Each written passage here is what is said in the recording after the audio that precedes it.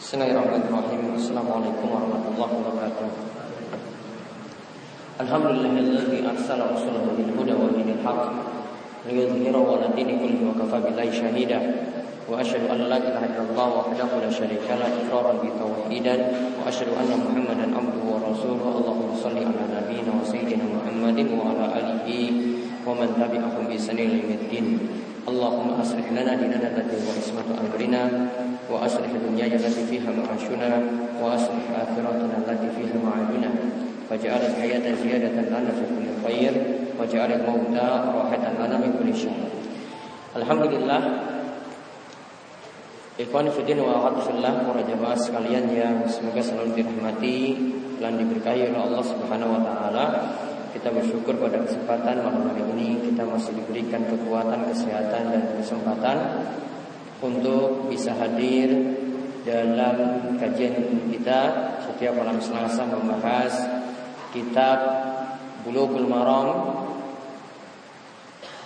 kitab yang berisi hadis-hadis yang membicarakan tentang masalah ahkam, membicarakan tentang masalah hukum.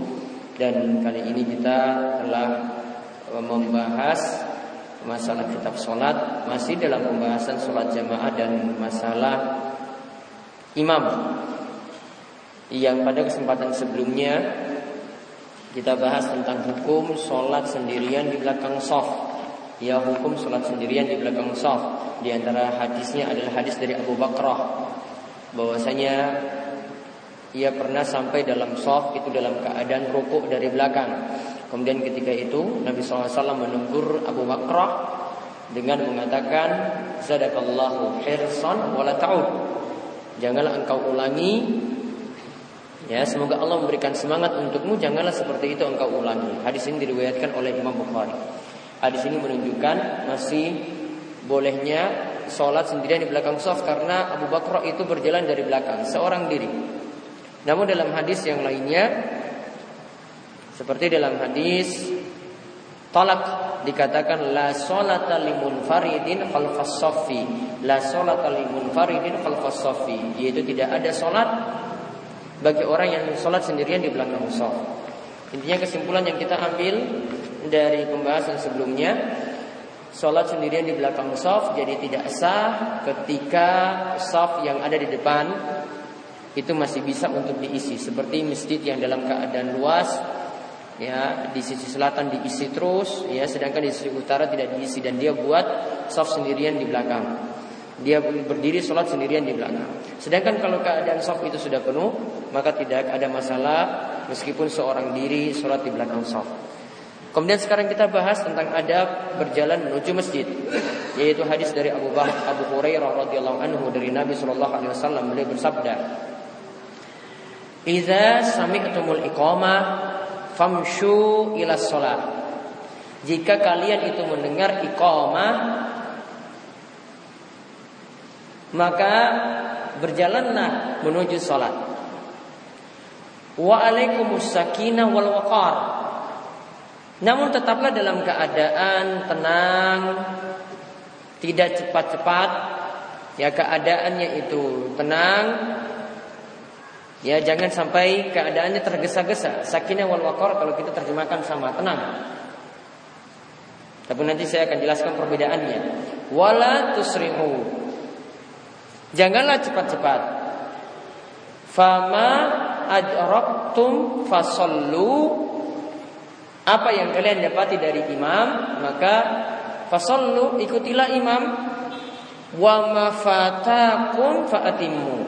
Sedangkan yang kalian luput dari imam, maka sempurnakanlah.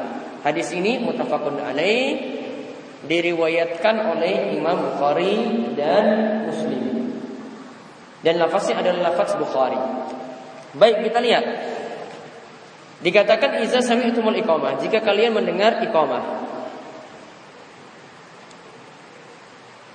Di sini yang dimaksudkan adalah iqamah untuk sholat. Di sini dikatakan oleh Syekh Abdullah Al-Fauzan, disebutkan iqamah, tidak disebutkan yang lainnya, karena biasanya kalau seseorang itu mendengar iqamah, dan dia baru berangkat dari rumah, maka keadaannya itu biasanya cepat-cepat. Ya, kalau sudah mendengar iqamah dan dia berangkat dari rumah, biasanya ketika itu tergesa-gesa, terburu-buru, cepat-cepat ingin agar jangan sampai ketinggalan dari imam. Jadi dia khawatir nanti, saya nanti ketinggalan 1 rakaat, 2 rakaat, atau bahkan sama sekali tidak dapat jamaah. Maka di sini dikaitkan dengan iqamah, tidak dengan yang lainnya. Nah, di sini dikatakan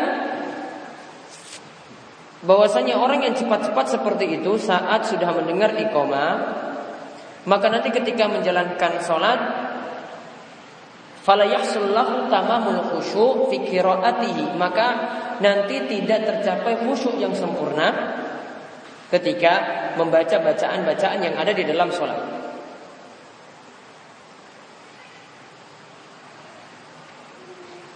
Sedangkan disebutkan wa alaikumus sakinah wal waqar. Maka yang dimaksudkan dengan sakinah di sini adalah at-ta'anni fil harakat, yaitu tidak tergesa-gesa dalam gerakan, baik gerakan tangan ataupun kaki ketika itu, dia tidak cepat-cepat. Sedangkan al-waqar yang dimaksudkan di sini adalah al-hay'ah, yaitu keadaan dia. Yaitu kalau keadaan di sini maksudnya menundukkan pandangan, tidak mengeraskan suara, itu yang dimaksudkan dengan tenang di sini. Dia menundukkan pandangan tetap, tidak seperti orang yang cepat-cepat yang pandangannya juga terlihat, orang yang terburu-buru. Kemudian dia memelankan suara, wa adamul iltifat, dia pandangannya juga tidak berpaling sana sini. Jadi kalau sakinah ini dari sisi ketenangan, dari sisi gerakan yang tidak cepat-cepat gerakan kakinya. Sedangkan kalau waqar ini dari gerakan badannya. Ya, dari gerakan badannya menunjukkan sikap tenang juga. Begitu juga dengan suaranya.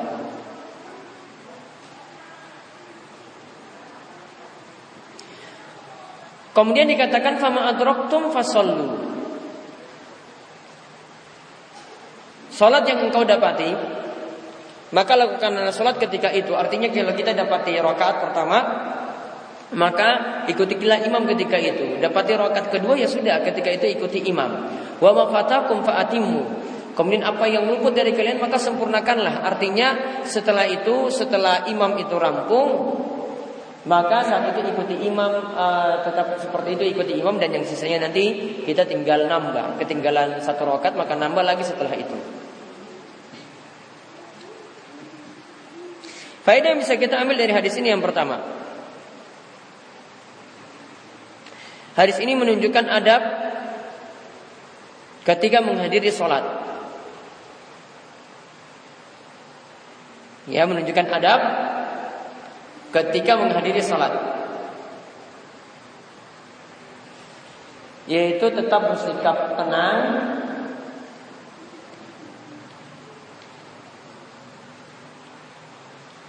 tidak cepat-cepat,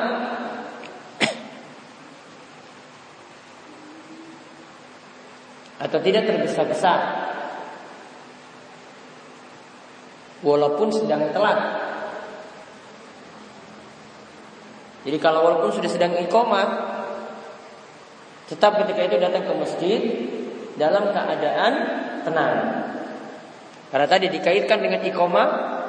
Kenapa di sini dikaitkan dengan iqamah? Kok tidak dengan azan?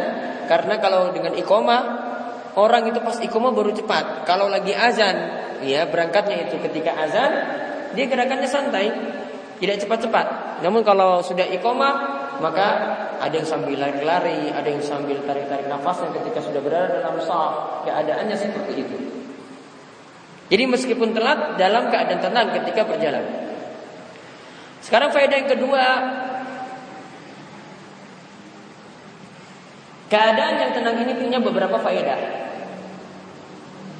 Keadaan yang tenang ini punya beberapa faedah atau manfaat.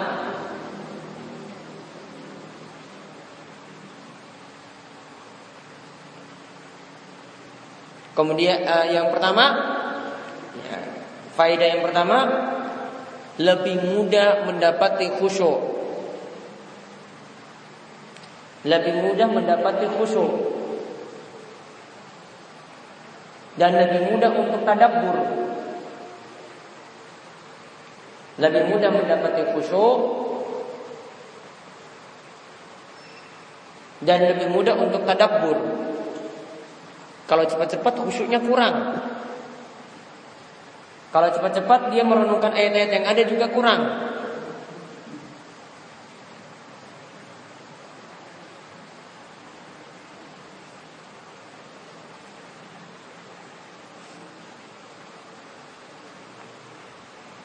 Kemudian faedah yang kedua,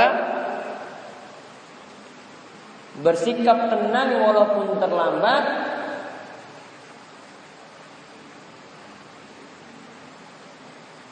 berarti mengikuti perintah Rasul. Bersikap tenang walaupun terlambat ini berarti mengikuti perintah Rasul sallallahu alaihi wasallam.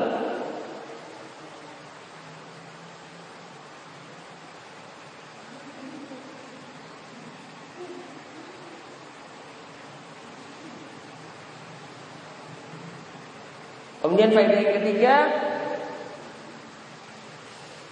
kenapa harus bersikap tenang? Karena orang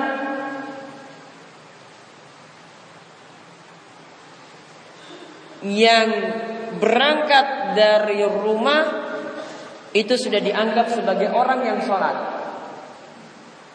Orang yang berangkat dari rumah itu sudah dianggap seperti orang yang sholat.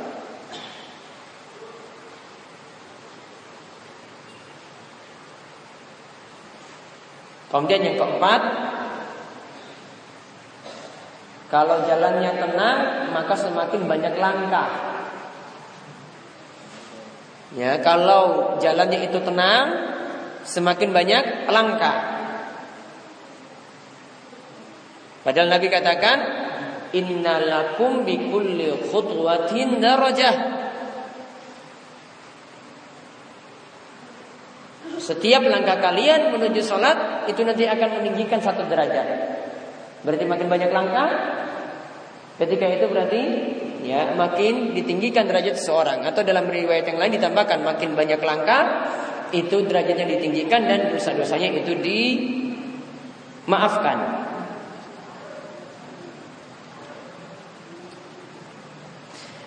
Nah, itu tadi faedah yang kedua dari hadis tersebut. Dan tadi ada 4 faedah kenapa kita diperintahkan untuk tetap jalan tenang menuju sholat walaupun sedang terlambat.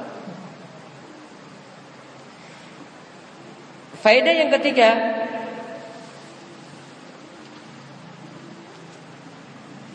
perintah untuk berjalan dengan tidak tergesa-gesa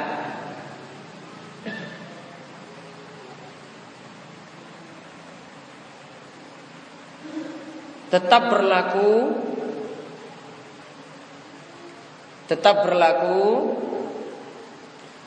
untuk setiap keadaan. Ya, tetap berlaku untuk setiap keadaan.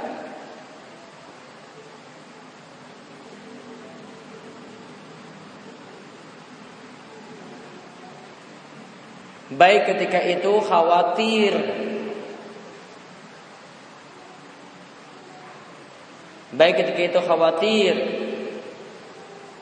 tidak dapati takbiratul ihram,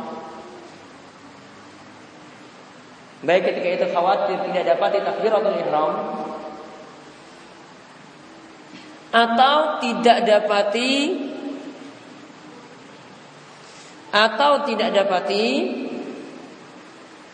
sholat jamaah secara keseluruhan.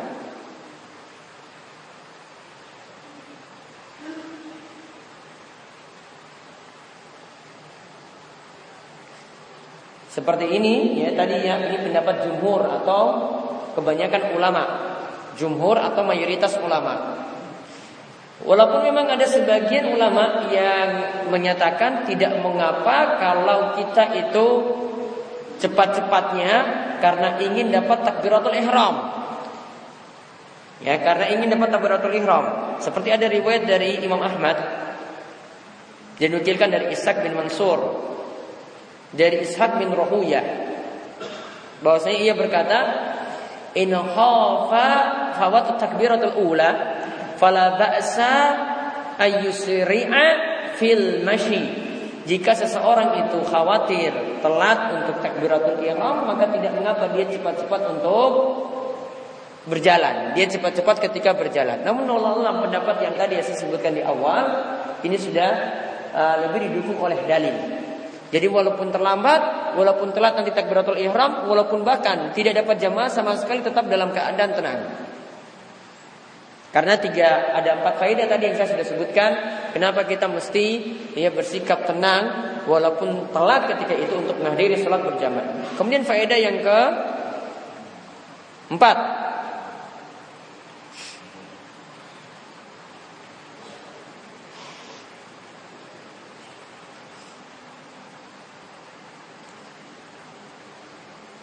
diperintahkan tetap mengikuti imam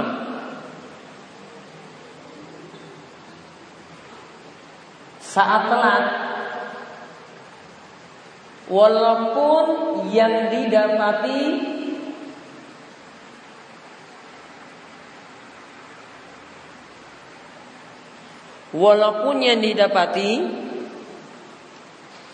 hanyalah sedikit saja dari sholatnya imam. Walaupun yang didapati adalah sedikit saja dari sholatnya imam. Contoh misalnya imam sedang tasyahud akhir. Kita datang, imam sedang tasyahud akhir. Apakah kita baiknya ikuti imam? Ataukah kita nanti sholat, ada jamaah yang lainnya ketika itu baru kita dirikan jamaah lagi. Hadis ini menunjukkan tadi, karena dikatakan dalam hadis, fama adraktum fasallu. Apa yang kamu dapati dari imam, maka ikutilah imam. Berarti imam tasyahud akhir, kita juga tetap tasyahud akhir walaupun cuma dapat sedikit.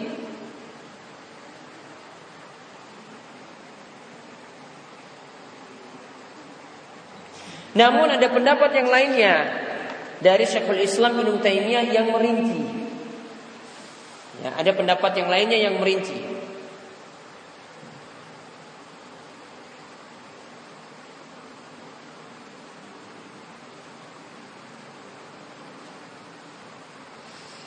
Jika dapati jamaah lagi berikutnya, jadi tadi imam sudah tasyahud akhir Kalau kita lihat ada nanti jamaah lagi berikutnya, karena nanti kalau kita ikuti seperti itu, kita cuma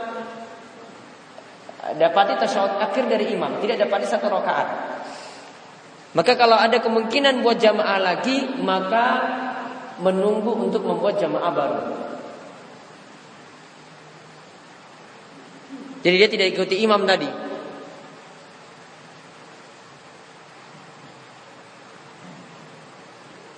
Kenapa?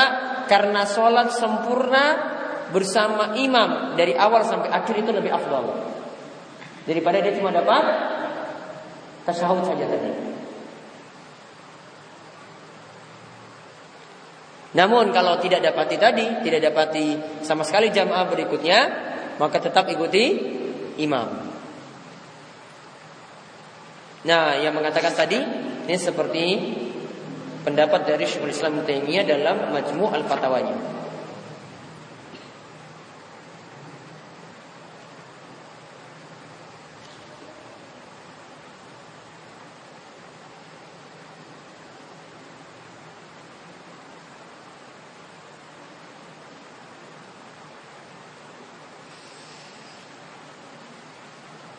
Kemudian faedah yang berikutnya lagi,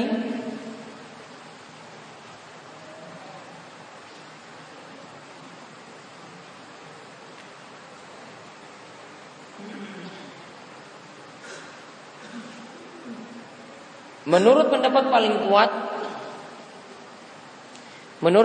paling kuat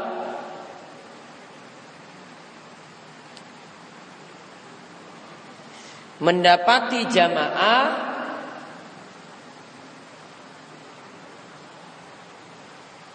ketika seseorang mendapati 1 rakaat.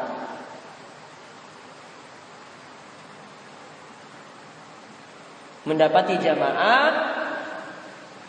itu ketika orang itu dapat 1 rakaat.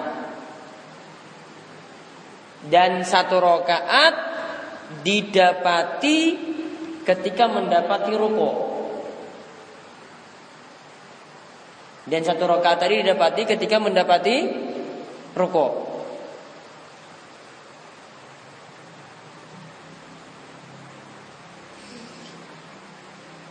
Adapun saya ceritakan dulu, sebagian ulama yang lainnya katakan dapat sedikit saja, misalnya dapat tasyahud akhir saja sudah dikatakan dapat jamaah. Dalilnya tadi dalam hadis ini fama adraktum fasallu. Siapa yang dapati salat maka salatlah. Namun menurut Ibnu Taimiyah, di antaranya berpendapat yang tadi pendapat yang saya sebutkan inilah pendapat dari Ibnu Taimiyah. Beliau berdalil dengan hadis yang lainnya dari Abu Hurairah dari Nabi sallallahu alaihi wasallam. Hadisnya adalah hadis yang bisa dipertanggungjawabkan, hadis yang sahih. Yaitu dikatakan man adraka minas shalah faqad adrakas shalah. Siapa yang dapati 1 rakaat dari salat, ya maka dia berarti telah mendapati salat. Dan 1 rakaat tadi didapati dengan kita dapati ruku. Berarti kalau dia dapati tasyahud akhir maka dia tidak mendapati salat berjamaah.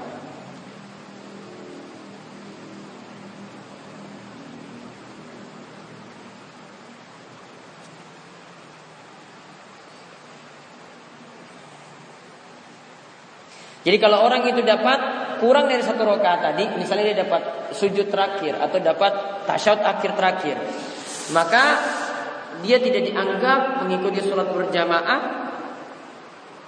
dan dia dianggap ketika itu sholat jadi sendirian. Makanya tadi kembali ke pembahasan kita yang tadi sebutkan sebelumnya, bagaimana kalau saya dapati tasyahud akhir, apakah ikuti imam atau tidak? Maka kalau ada buat jamaah lagi, ada jamaah baru lagi, maka lebih bagus ikuti jamaah yang kedua. Biar dapat apa? Dapat keutamaan sholat berjamaah. Jadi nyambung dengan pembahasan sebelumnya.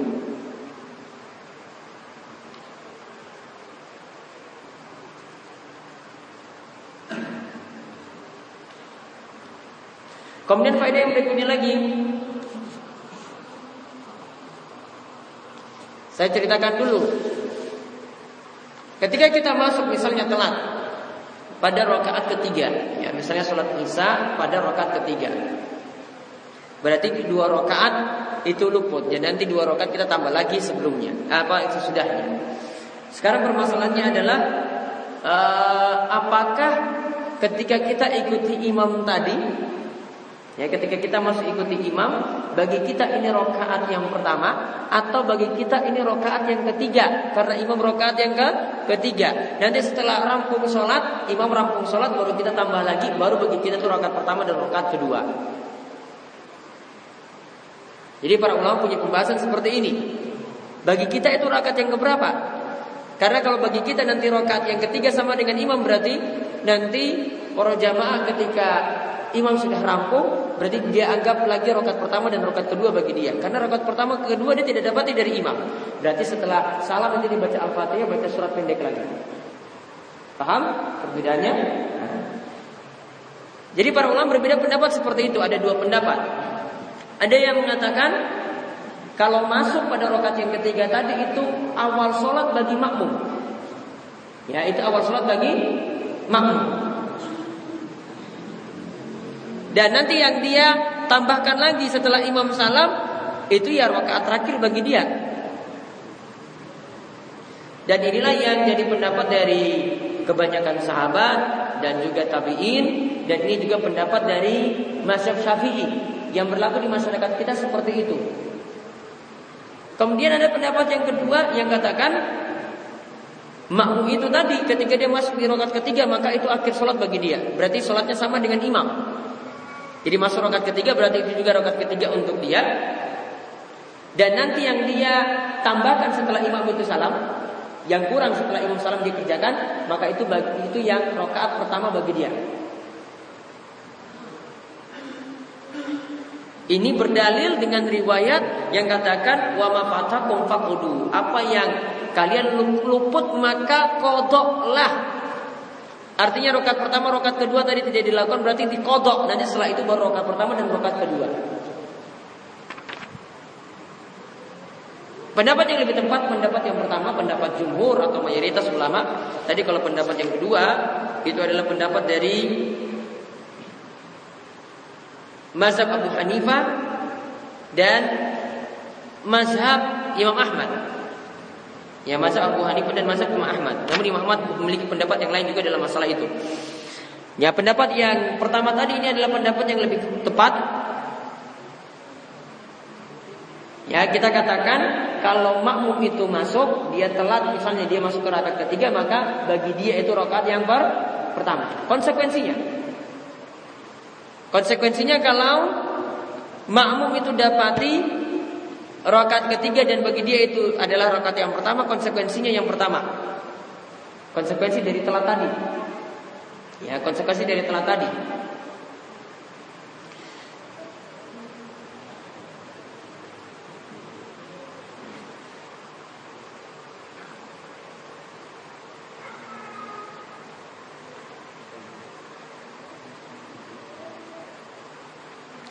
Jika makmum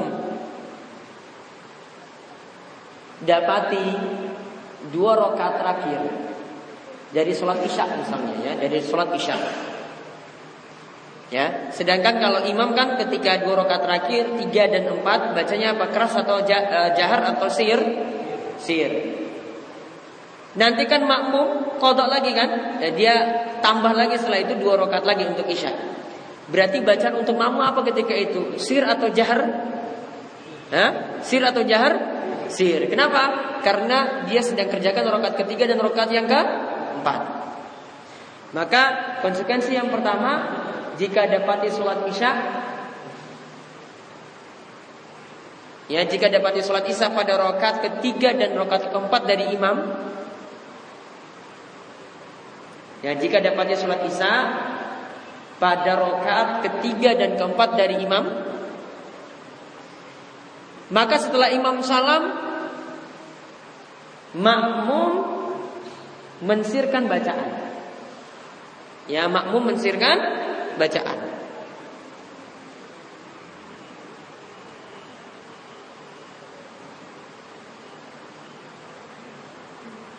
Sekarang yang kedua, konsekuensinya yang kedua. Jika makmum, sekarang sholat isya lagi, yang gampang kita contohkan sholat isya. Makmum masuk pada rakaat yang keempat, berarti cuma dapat 1 rakaat, ya. Makmum masuk pada rakaat yang keempat dari sholat isya. Ya, makmum masuk pada rakaat keempat dari sholat isya. Imam kan sir, ya kan? Imam sir. Kemudian setelah imam salam, makmum kerjakan bagi dia rakaat kedua, ya kan? Makmum kerjakan bagi dia rakaat kedua. Sekarang makmum jaharkan apa sirkan?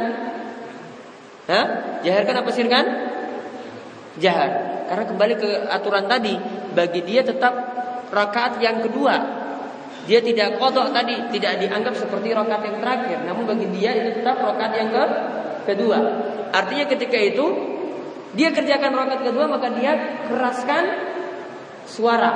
Namun di sini diberi catatan oleh Syekh Abdullah Al-Fauzan, mengeraskan suaranya tadi tetap dengan suara pelan, tidak ganggu jamaah yang lain. Ya, dia keraskan suara dengan suara yang khafifan, dengan suara yang pelan, tidak mengganggu jamaah yang lainnya. Lalu rakaat yang ketiga dan keempat bagi makmum ini dia kerjakan secara sir.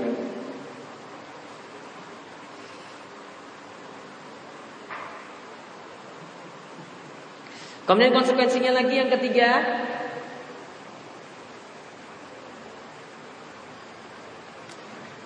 jika makmum masuk ke rakaat yang keempat dari sholat isya,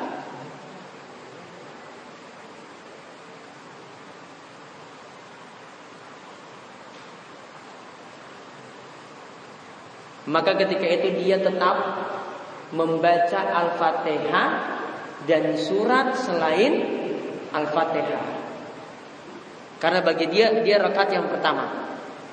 Dia berdiri lagi nanti bagi rakaat kedua bagi makmum yang telat ini, dia tetap juga baca Al-Fatihah dan baca surat. selama ada kesempatan.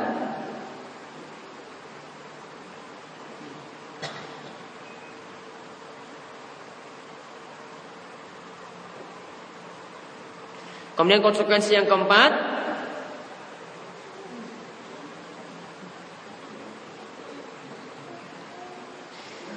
jika makmum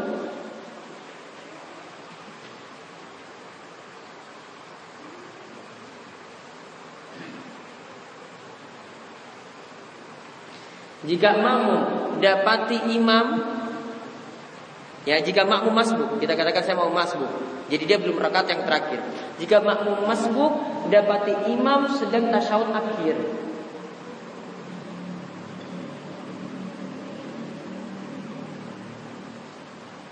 dan bagi dia adalah rakaat yang kedua, ya, bagi dia adalah rakaat yang kedua, maka tetap dia melakukan tasyahud awal. Maka tetap baginya melakukan tasyahud awal.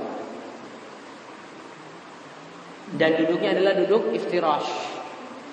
Kaki kanan ditegakkan, kaki kiri diduduki. Karena dia belum kan rakaat yang terakhir. Kembali ke permasalahan tadi yang kita bahas. Karena dia sedang dianggap sebagai rakaat yang kedua, bukan rakaat yang terakhir bagi dirinya.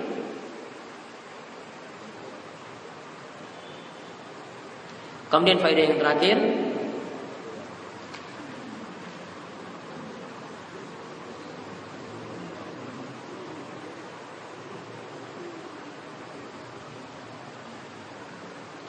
untuk sholat jenazah, jika ada makmum yang telat, ya, jika ada makmum yang telat, misalnya pada takbir dia luput dari takbir pertama, dia masuk pada takbir kedua, ya dia masuk pada takbir kedua, maka takbir yang kedua ini dianggap takbir pertama untuknya, ya dianggap takbir pertama untuknya. Berarti nanti dia baca apa? Al-Fatihah. Ya, dia cuma baca Al-Fatihah. Imam takbir ketiga, dia takbir kedua, berarti dia baca selawat. Kemudian imam itu takbir keempat, ada doa di situ, dia baca doa seperti takbir ketiga.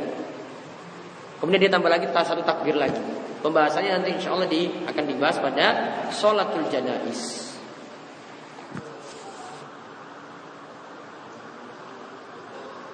Kemudian saya sebutkan hadis yang berikutnya, nanti pembahasannya pada pertemuan berikutnya, yaitu hadis dari Ubay bin Ka'ab radhiyallahu anhu. Dia berkata bahwasanya Rasulullah SAW itu mengatakan, salat rajuli ma'ar rajuli aska min salatihi wahdahu.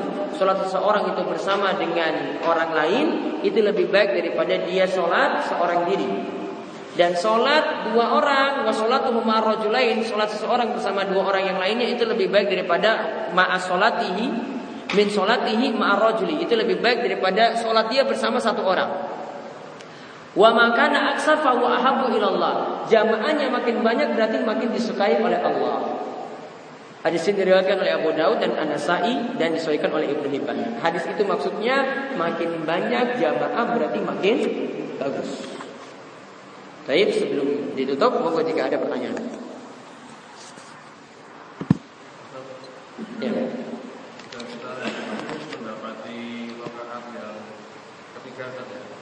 Ketika imam itu duduk setelah akhir, kita belajar tetap iftirash atau duduknya tetap iftirash. Duduknya tetap iftirash karena belum dianggap duduk akhir. Kembali ke permasalahan tadi, kalau kita itu luput dari imam, kita telat dari imam, kita dianggap rakaat keberapa? Apakah kita dianggap seperti rakaatnya sama dengan imam? Nah, ataukah kita rakaatnya dari awal? Kita rakaatnya dari awal. Maka bertitik tolak dari pembahasan itu. Namun kalau pilih pendapat yang kedua, dikatakan bahwasanya kita itu rakaatnya sama dengan imam rakaat ketiga, kita rakaat yang ketiga. Maka konsekuensinya ikuti imam gerakannya. Duduknya kalau imam duduk rakaat terakhir, maka kita juga duduk rakaat terakhir, duduk tawarruk.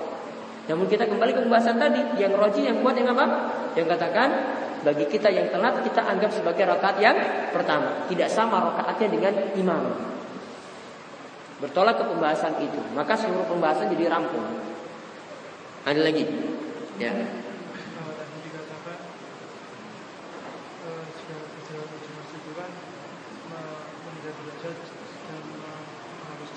Iya. Apakah berlaku naik kendaraan? Apakah berlaku jika naik kendaraan? Walau alam, ada ulama yang katakan dihitung dari putaran rodanya, namun mungkin yang lebih bagus kita katakan tetap dihitung sesuai dengan dia jalan menuju ke masjid tadi itu jalannya berapa langkah. Maka akan ditinggikan derajatnya seperti itu, ya. Karena hadis cuma seputar membicarakan orang jalan kaki, tidak dengan kendaraan. Ya, tidak dengan kendaraan. Maka kita bicarakan juga seperti dia jalan kaki. Kalau pendekatan seperti itu lebih bagus karena berdasarkan hadis. Ada lagi? Ya.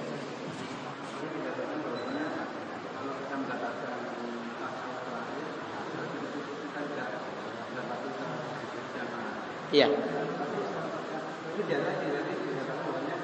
Karena kita berjalan ke itu cuma pahala, cuma dianggap sholat, dianggap keadaannya seperti orang sholat. Berarti sudah dicatat dia itu sholat. Namun dari sisi jamaahnya dapat jamaah atau tidak beda pembahasannya. Cuma dari sisi pahala sholat dia sudah dianggap ketika jalan sudah dianggap pahala sholat. Namun dari sisi dia dapati jamaah atau tidak pembahasannya lain. Ada lagi? Ya.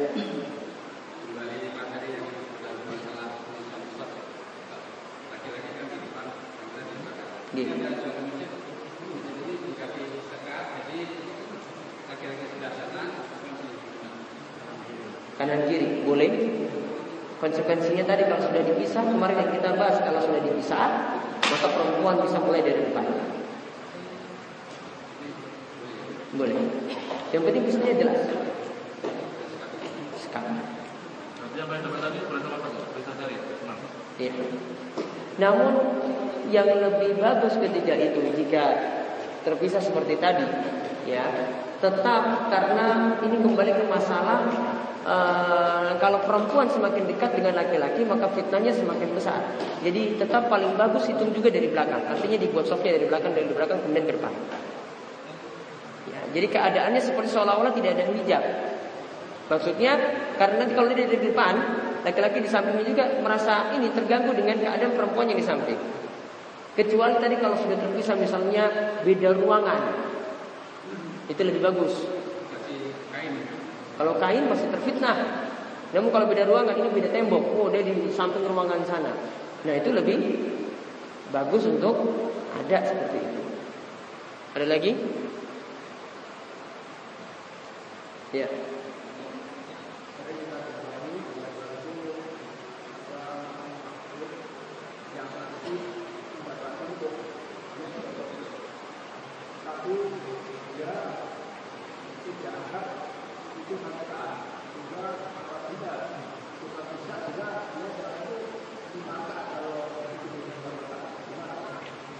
Ya intinya dia pilih salah satu pendapat yang katakan tidak baca Al-Fatihah berarti tidak dapat satu rakaat. Ya. Namun pendapat yang lebih kuat seperti saya singgung kemarin dalam hadis Abu Bakar, yang Abu Bakar itu jalan dari belakang dalam keadaan ruku karena dia ingin kejar dapat satu rakaat. Maka orang yang dapat ruku dia dapat satu rakaat. Mudah-mudahan nanti ada pembahasannya secara tersendiri dalam kitab ini. Itu yang kita bahas untuk kesempatan kali ini, mudah-mudahan bermanfaat. Subhanallah wa bihamdika asyhadu an la ilaha illa anta astaghfiruka wa atubu ilaik. Assalamualaikum warahmatullahi wabarakatuh. Bismillahirrahmanirrahim. Assalamualaikum warahmatullahi wabarakatuh. Alhamdulillahirabbil alamin wassalatu wassalamu ala asyrafil anbiya wal mursalin nabiyina wa sayyidina Muhammadin wa ala alihi wa man tabi'ahum bi ihsan ila yaumiddin. Allahumma anfa'na bima 'allamtana wa 'allimna ma yanfa'una wa zidna ilma. Allahumma aslih lana dinana alladzi wa ismatu amrina wa aslih dunyana allati fiha ma'ashuna wa aslih akhiratana allati fiha ma'aduna waj'alil hayata ziyadatan lana fi kulli khair waj'alil mauta rahatan lana min kulli syarr. Alhamdulillah, ikhwani fiddin wa akhwati fillah, para jamaah sekalian yang semoga selalu dirahmati oleh Allah Subhanahu wa taala. Pada kesempatan malam hari ini kita kembali melanjutkan pembahasan kita dari kitab Bulughul Maram karya Ibnu Hajar Al-Asqalani. Terakhir yang kita bahas adalah salah satu adab ketika kita berjalan menuju sholat. Ya, salah satu adab ketika kita berjalan menuju sholat, Nabi SAW itu bersabda dari hadis Abu Hurairah radhiyallahu anhu, "Idza sami'tumul iqamata famshu ila sholah." Jika kalian mendengar iqamah, maka berjalanlah menuju sholat. Wa alaikumus sakinatu wal waqar. Dan bersikap tenanglah dan tidak cepat-cepat, wala tusri'u, dan tidak cepat-cepat. Fama adraktum fasallu wa ma fatakum fatimmu. Fama adraktum fasallu wa ma fatakum fatimmu. Apa yang kalian dapati dari imam, maka salatlah mengikuti gerakan imam tersebut. Wa ma fatakum fatimmu, dan yang luput maka sempurnakanlah. Nah, sekarang kita masih seputar sholat jamaah, masih dalam bab sholatul jamaah dan masalah imam. Kita sekarang melanjutkan tentang keutamaan jamaah yang banyak. Ya, keutamaan jamaah yang banyak.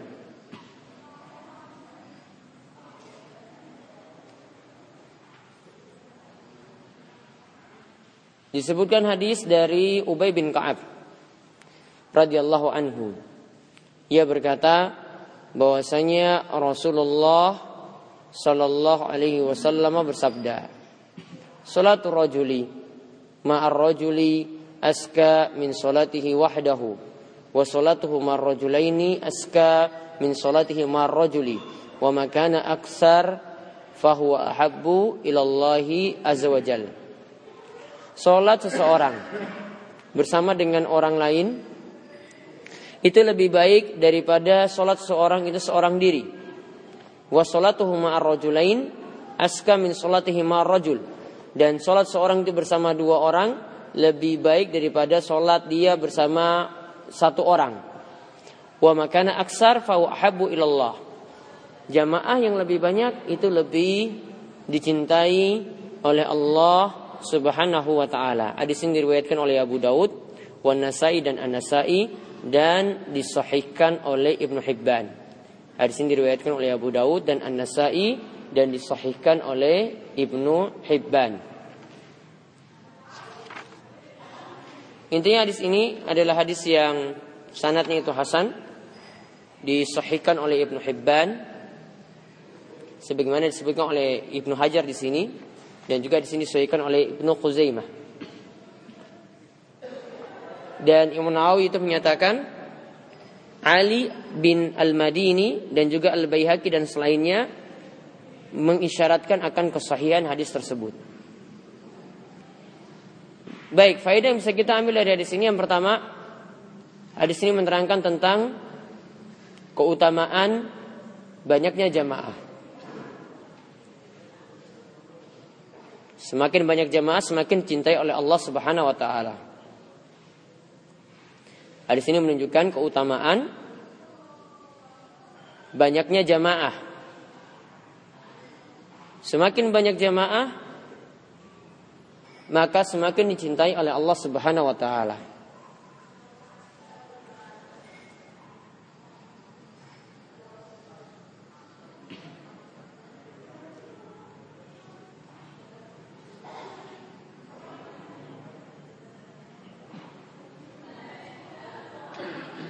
Kemudian faedah yang kedua,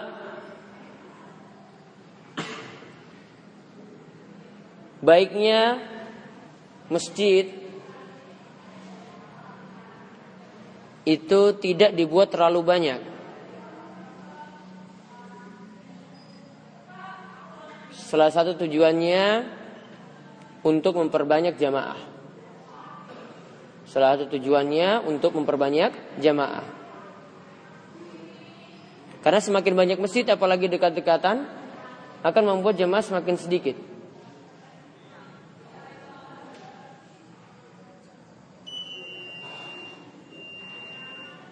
Dan ini juga akan membuat orang itu tidak banyak alasan. Ya, jadi kalau masjidnya itu satu,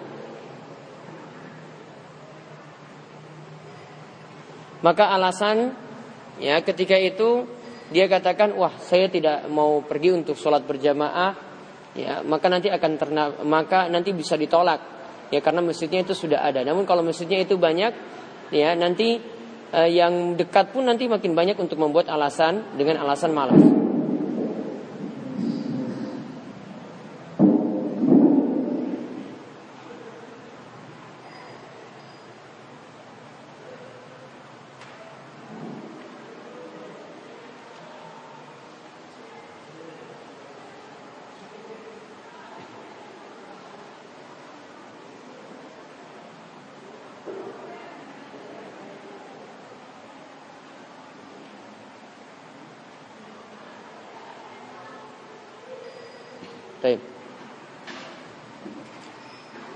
Kemudian ya namun di sini kalau jamaahnya, kalau masjidnya itu dibuat banyak karena ada maslahat, maka tidak ada masalah. Namun sedikitnya masjid itu lebih baik.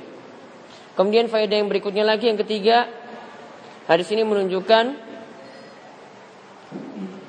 hendaklah seorang itu memilih masjid yang jamaahnya lebih banyak. Dan ini lebih baik daripada masjid yang jamaahnya itu sedikit.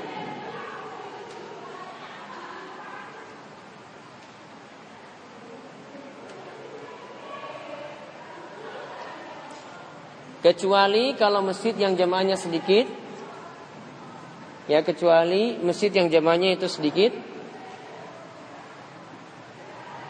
terdapat banyak maslahat atau kebaikan di dalamnya, maka tidak apa-apa ketika itu memilih masjid yang sedikit jamaah. Contoh maslahatnya misalnya kalau di masjid tersebut ya bisa dinasihati jamaah yang ada. Kalau kita malah pergi ke masjid yang jamaahnya lebih banyak, malah masjid ini jadi tertinggal dan tidak ada kebaikan di dalamnya, tidak ada yang beri nasihat, tidak ada yang beri wejangan, tidak ada yang melakukan amar ma'ruf nahi mungkar. Malah ketika itu ya masjid yang ditinggalkan tadi malah jadi rusak. Jadi kalau intinya kalau ada masjid yang jamaahnya lebih banyak, itu lebih bagus untuk dipilih. Namun kadang kita punya perhatian juga pada masjid yang mungkin kecil atau jamaahnya itu sedikit karena mengandung maslahat di dalamnya. Kemudian faedah yang lainnya lagi, perhatikan tadi hadis disebutkan bahwasanya sholat seseorang, jika dia sholat bersama yang lainnya satu orang, ya ada dua orang jamaah di situ, yang satu imam yang satu makmum, itu lebih baik daripada orang yang sholat sendirian. Maka hadis ini menunjukkan boleh mendirikan jamaah kedua, jamaah ketiga dan seterusnya. Itu lebih baik daripada orang sholat sendiri. Itu lebih baik daripada orang sholat sendiri. Dibolehkan mendirikan jamaah kedua, ketiga dan seterusnya. Itu lebih baik daripada orang sholat sendirian. Karena kalau dia cuma sholat sendirian, dia luput dari pahala berjamaah. Jadi tadi yang dimaksudkan jamaah kedua, imam tetap sudah melaksanakan sholat, kemudian yang telat-telat dirikan jamaah lagi. Ya, mungkin yang berikutnya lagi ada jam kuliah atau jam sekolah, kepada keluar lagi kemudian dirikan jamaah lagi. Dibolehkan seperti itu. Karena apa? Sholat berjamaah lebih utama daripada sholat sendirian. Adapun dalil-dalil yang katakan bahwasanya ya sholat ketika imam ratib, imam tetap itu sudah rampung, kemudian kita diperintahkan untuk membuat sholat sendiri-sendiri saja, itu ada beberapa alasan bisa ditakwil. Artinya punya tafsiran-tafsiran tersendiri. Ya. Kadang ada, yaitu Nabi SAW disebutkan dalam suatu riwayat itu pernah sholat, ya saya belum pernah meneliti riwayat ini tapi cuma mendengar saja. Ya, yaitu dia Nabi SAW itu sholat ketinggalan dan ketika itu beliau lebih memilih sholat sendiri. Ini bisa terjadi beberapa sebab, atau riwayat ini bisa terjadi beberapa sebab karena mungkin tidak ada jamaah lagi. Ya, karena mungkin tidak ada jamaah lagi, maka beliau lebih memilih sholat sendirian. Namun kalau ada jamaah, tentu saja hadis tadi lebih menjadi rujukan untuk membuat jamaah daripada sholat sendiri-sendiri. Kemudian hadis yang berikutnya tentang masalah wanita menjadi imam sholat. Wanita menjadi imam sholat, apakah dibolehkan ataukah tidak? Yaitu hadisnya dari Ummu Waraqah, bahwasanya Nabi Shallallahu Alaihi Wasallam amaroha anta ummah ahla dariha. Nabi SAW memerintahkan dia, yaitu kepada Ummu Waraqah, untuk mengimami orang yang ada di rumahnya. Hadis ini diriwayatkan oleh Abu Dawud, washahahu Ibnu Khuzaimah, dan disahihkan oleh Ibnu Khuzaimah. Intinya hadis ini adalah hadis yang memiliki banyak penguat. Yang memiliki banyak penguat, ya taruhlah apa yang dikatakan oleh Ibnu Khuzaimah tadi bisa dijadikan rujukan. Ya, hadisnya adalah hadis yang sahih. Faedah yang bisa kita ambil, yang pertama, bolehnya wanita menjadi imam untuk para wanita.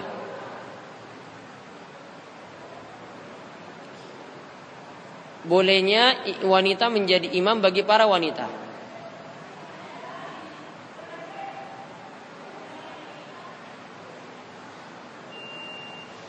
Dan ini berlaku untuk sholat wajib. Dan ini boleh berlaku untuk sholat wajib. Karena tadi siap yang ada, hadis yang ada, perintah dari Nabi SAW ini ya perintah untuk yang wajib. Karena diperintahkan berjamaah.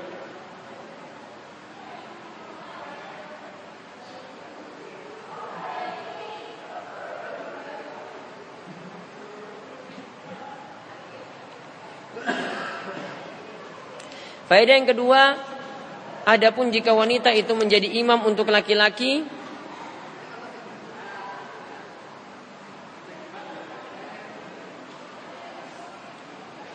maka tidak dibolehkan.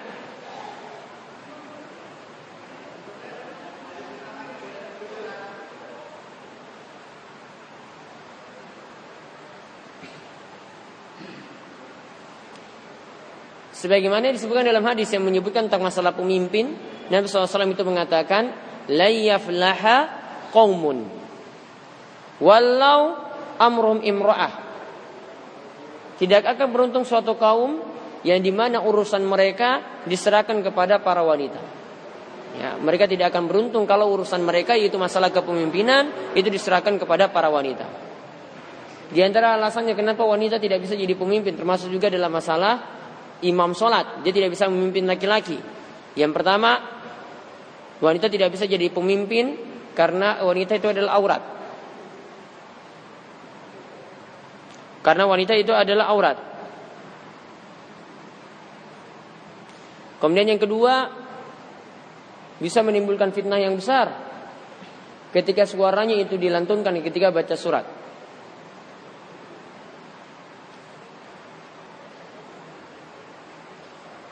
Kemudian alasan yang ketiga kenapa wanita tidak boleh jadi pemimpin sholat, imam sholat, karena tidak pernah ditemukan di masa sahabat Nabi SAW. Walaupun di antara para wanita di antara mereka adalah para ulama, seperti Aisyah. Aisyah adalah ulama di kalangan para sahabat. Namun beliau tidak pernah memimpin sholat untuk para sahabat laki-laki yang lainnya.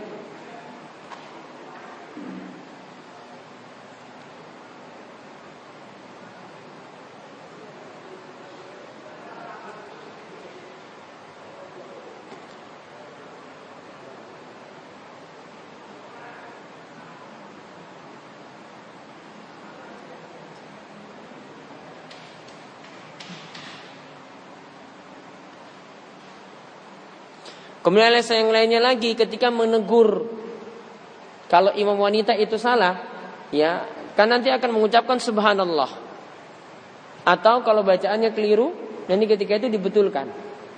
Coba kalau dia baca ketika itu dan ketika itu dibetulkan, ini akan membuat suara-suara para wanita itu keluar semuanya. Ya, dan tentu saja ini akan menjadi kerusakan yang besar.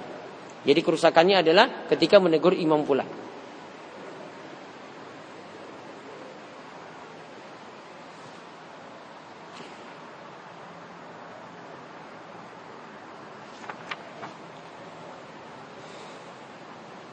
Kemudian ini aturan untuk wanita ketika jadi imam sholat untuk wanita.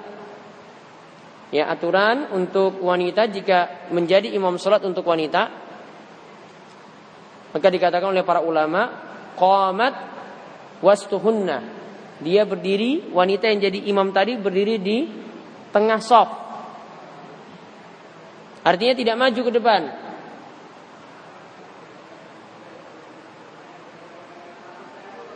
Dia tidak maju ke depan seperti imam laki-laki. Sebagaimana ada hadis dari Ummi Salamah dan Aisyah yang mengatakan, ketika keduanya itu memimpin sholat kepada para wanita, ya ketika itu mereka tidak maju ke depan, cuma berada dalam shaf saja. Jadi buat shaf seperti biasa, dan wanita yang jadi imam tadi berada di tengah.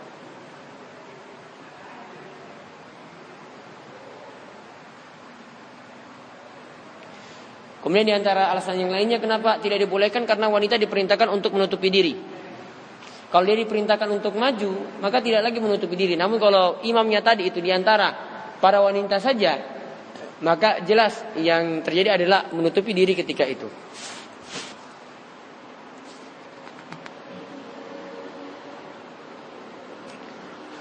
Kemudian hadis yang berikutnya lagi tentang imam yang jadi imam adalah seorang buta. Yang jadi imam itu adalah seorang buta. Apakah dibolehkan ataukah tidak? Yaitu hadisnya dari Anas radhiyallahu anhu, anna Nabi SAW istakhlafa ibna Ummi Maktum yaumun nasa wa huwa a'ma. Itu dari Anas radhiyallahu anhu bahwasanya Nabi SAW ketika itu meminta kepada ibnu Ummi Maktum untuk mengimami manusia. Dan Ibnu Ummi Maktum adalah orang yang buta. Dan Ibnu Ummi Maktum adalah orang yang buta. Hadis ini diriwayatkan oleh Ahmad dan Abu Daud. Dan juga ada riwayat yang disebutkan oleh Ibnu Hibban dari Aisyah radhiyallahu anha. Maka di sini menunjukkan bolehnya orang yang buta jadi imam. Lalu makmumnya adalah orang-orang yang punya penglihatan yang normal. Seperti itu dibolehkan.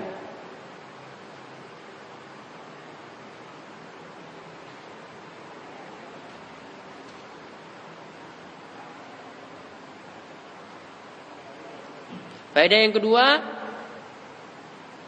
status hukum untuk imam buta sama dengan imam yang bisa melihat.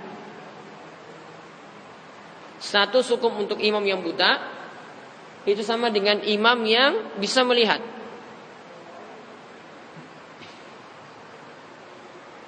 Yaitu didahulukan yang paham akan Al-Quran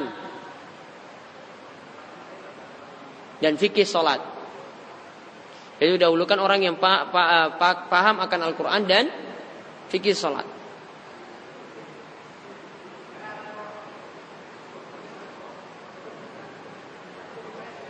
Yaitu tentang masalah yang menjadi imam adalah seorang yang buta. Kemudian yang berikutnya tentang kesahan imam yang mimpin sholat adalah imam yang fasik. Yang mimpin sholat adalah imam yang fasik. Yaitu hadisnya dari Ibnu Umar radhiyallahu anhu, ia berkata bahwasanya Rasulullah sallallahu alaihi wasallam bersabda, "Shallu ala man qala la ilaha illallah wa shallu khalfa man qala la ilaha illallah." Rawahu Ad-Darqutni bi isnadin dhaif. Dari Ibnu Umar radhiyallahu anhu, ia berkata bahwasanya Rasulullah sallallahu alaihi wasallam bersabda, "Salatlah kalian di belakang orang yang masih mengucapkan la ilaha illallah." Kemudian Nabi ulang lagi, "Salatlah kalian di belakang orang yang masih mengucapkan la ilaha illallah." Artinya yang masih memiliki iman boleh sholat di belakangnya. Hadis ini diriwayatkan oleh Darqutni dan sanadnya itu dhaif.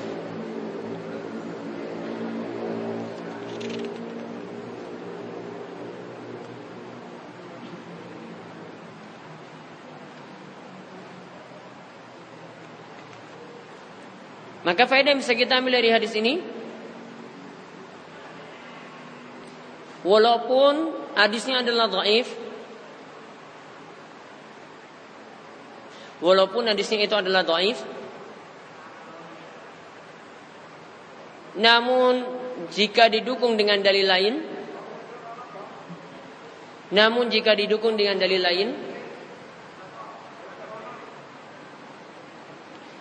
menunjukkan akan bolehnya sholat di belakang imam yang fasik. Menunjukkan akan bolehnya sholat di belakang imam yang fasik.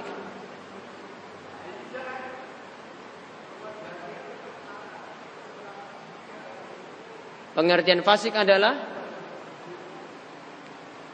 seperti dulu pernah saya sebutkan ketika penjelasan dari Syekh Muhammad bin Shalih Al-Utsaimin, ketika kita bahas tentang masalah ini juga imam seorang yang fasik. Pengertian fasik adalah orang yang orang yang berbuat dosa besar dan tidak bertobat. Orang yang berbuat dosa besar dan tidak bertobat, atau orang yang terus-menerus berbuat dosa kecil.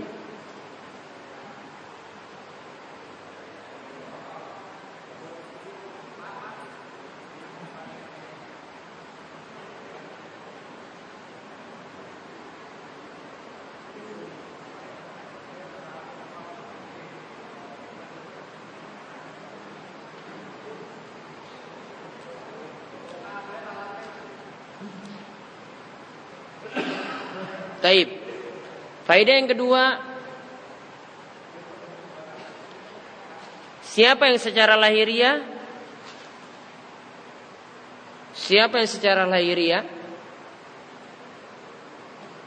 mati dengan mengucapkan la ilaha illallah,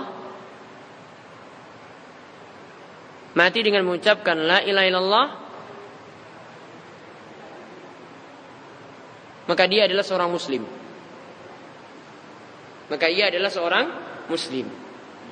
Ingat, ini kita hukumi secara lahiriah. Kita tidak permasalahkan batinnya, karena kita tidak bisa menilik atau tidak mendapat menelusuri batinnya seperti apa. Jadi kita hukumi secara lahiriah seperti itu. Intinya kesimpulannya tentang sholat di belakang orang yang fasik, kalau kita lihat dari hadisnya tadi, walaupun hadisnya itu dhaif, namun punya dukungan dari hadis yang lainnya yang sahih. Ya, di antaranya misalnya yang dipraktekkan oleh para sahabat sepeninggal Nabi sallallahu alaihi wasallam, mereka masih sholat dengan pemimpin-pemimpin yang zalim. Yang namanya orang yang zalim itu berarti orang yang fasik. Dan seperti itu masih dibolehkan. Kemudian alasan yang lainnya dari Syekh Muhammad bin Shalih Al-Utsaimin pula, seandainya kalau kita praktekkan tidak boleh bermakmum di belakang imam yang fasik, maka saat ini tidak ada yang pantas untuk kita sholat di belakangnya. Karena ada yang gemar untuk bergibah, untuk membicarakan jelek orang lain, mungkin ada yang imam yang suka berbohong juga, atau imam yang melakukan dosa-dosa besar yang lainnya. Malah saat ini mungkin tidak ada yang pantas untuk jadi imam. Kemudian hadis yang terakhir yang kita lihat tentang masalah ketika kita mengikuti sholatnya imam, kita telat mengikuti sholatnya imam, maka kita ikuti imam gerakannya apapun ketika itu.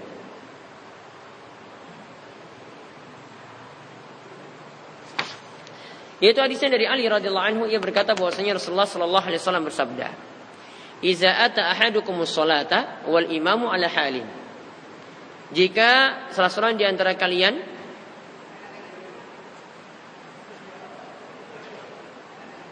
mendatangi salat,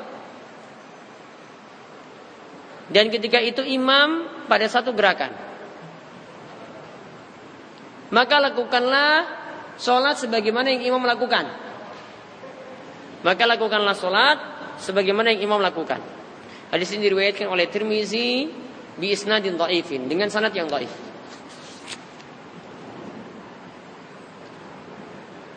Namun hadis ini memiliki penguat dalam riwayat yang lainnya.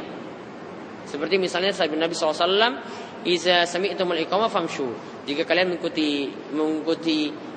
jika kalian itu mendengar iqamah, maka jalanlah santai. Yang tadi kemarin yang kita sudah bahas hadisnya, fama adraktum fasallu, apa yang kalian dapati dari imam maka ikutilah. Maka kalau dapati imam rukuk, maka ikut rukuk. Kalau dapati imam sujud, maka ikut sujud. Tidak perlu tunggu sampai imam itu berdiri.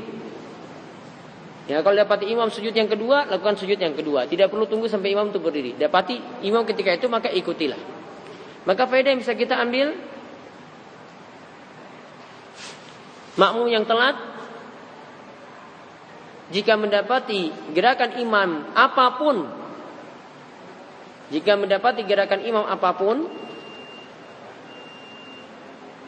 maka ikutilah imam.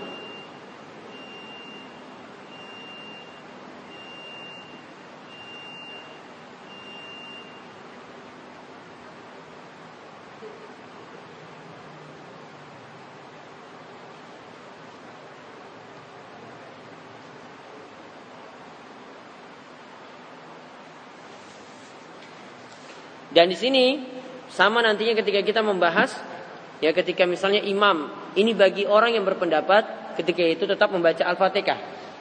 Saat mendengar imam itu membaca Al-Fatihah, dia juga tetap membaca Al-Fatihah. Caranya kapan membaca Al-Fatihah? Misalnya kalau dia datang telat, imam sekarang sudah, atau imam sedang membaca Al-Fatihah, dia baru masuk di tengah-tengah, imam sedang baca Al-Fatihah. Maka dijelaskan oleh para ulama, dia tetap dengar imam selesai dulu, baru setelah itu dia baca ta'awuz, baru baca bismillah, baru mulai Al-Fatihah. Dan ketika itu dia boleh tinggalkan doa iftitah. Kenapa? Karena doa iftitah hukumnya sunnah. Ini bagi orang yang masih berpendapat, ya bagi makmum tetap membaca surat, yaitu tetap membaca Al-Fatihah. Ya, namun sebagaimana yang pernah saya singgung, ya makmum cukup mendengarkan saja, ya kecuali pada sholat yang dia tidak mendengarkan bacaan imam seperti sholat jahriyah atau jauh dari imam, maka dia tetap membaca Al-Fatihah.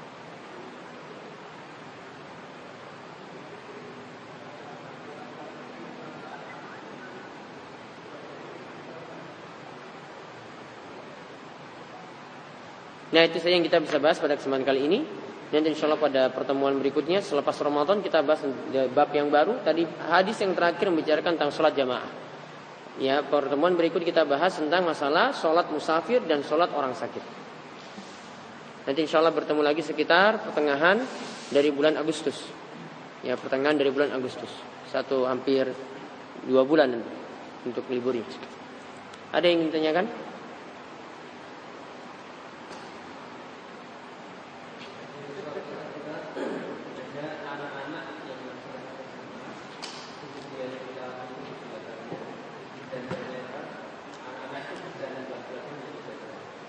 Gimana? Anak-anak itu sholatnya batal karena? Iya.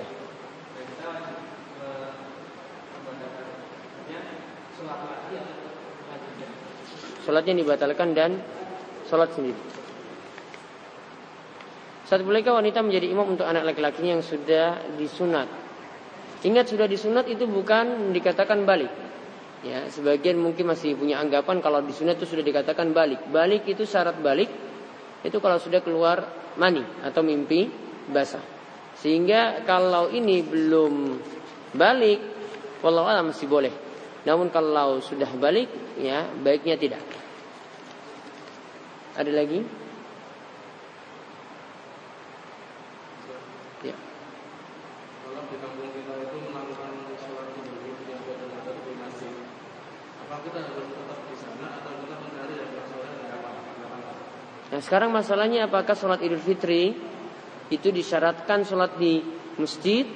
Artinya kalau tidak sholat di lapangan, artinya kalau tidak sholat di lapangan berarti berdosa. Jawabannya tidak, itu bukan syarat. Ya cuma memilih afdoliyah saja, yang lebih afdol di lapangan. Kalau ada, namun kalau tidak ada tetap di masjid. Bahkan Imam Nawawi itu lebih cenderung sholat Id itu di masjid, kecuali kalau tidak muat lagi baru ke lapangan. Ya, kecuali kalau tidak muat lagi baru ke lapangan. Jadi intinya bukan syarat. Yang mengatakan syarat tidak berdalil. Ada lagi? Ya. Kalau kita mengadakan itikaf itu apakah di masjid saja atau masjid? Yang penting masjidnya untuk itikaf itu di masjid yang ada sholat 5 waktu. Untuk itikaf masjidnya itu ada sholat 5 waktu. Bahkan lebih bagus kalau ada sholat Jumat sekaligus. Ya, namun kalau namanya musola intinya. Kalau kita biasanya menyebut musola seperti itu, yang penting ada sholat 5 waktu, boleh melakukan itikaf di situ. Tetap masuk dalam ayat wa antum akifuna fil masajid, dan kalian sedang beritikaf dalam masjid. Syaratnya masjid, yaitu masjid yang ada sholat 5 waktu. Artinya azannya itu untuk orang banyak, bukan musola rumahan. Ya, namun ini azannya untuk orang banyak, dan ini bukan musola sekolah juga. Kalau musola sekolah berarti cuma jam sekolah saja. Namun ini untuk masjid atau musola yang digunakan untuk orang banyak, dan situ ada sholat 5 waktu. Itu bisa digunakan untuk i'tikaf. Ada lagi?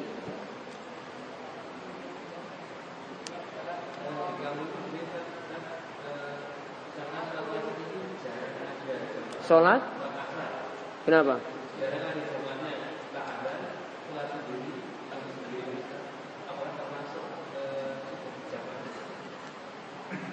Kesehariannya seperti itu, tapi disebut masjid ada sholat Jumat. Boleh untuk sholat, boleh untuk i'tikaf di situ. Kalau dia itu jadi imam, jadi muazin sendiri, iqamah sendiri, kemudian ya akhirnya jadi imam sendiri, ya sudah. Memang resikonya seperti itu. Ada lagi? Tetap dihitung berjamaah, karena niatnya dia untuk berjamaah. Ada lagi?